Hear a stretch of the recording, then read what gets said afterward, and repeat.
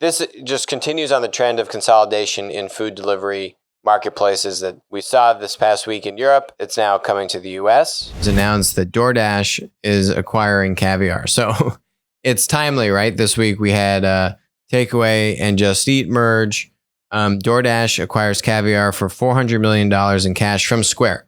Square is not a platform company. It's linear. They are definitely kind of a payment provider, but they don't have a payment network. They have Square Cash, but that's not a dominant part of their business. So this just continues on the trend of consolidation in food delivery marketplaces that we saw this past week in Europe. It's now coming to the US.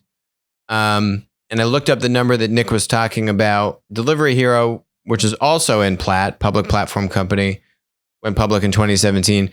They raised like $700 million in a secondary listing a couple of years ago, right around when they went public. But DoorDash raised a large round of maybe $500 or $600 million recently, which basically, I guess they were doing. I'm sure they must have had this in mind to go and then acquire Caviar and do a roll up in the industry, which is what they're doing. Yeah, they raised $600 million in May of 2019. So the consolidation continues. There can only be one or two dominant winners.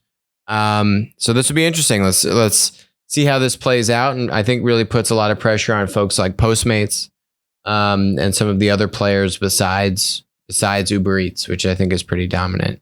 And then you have Grubhub. So we'll see.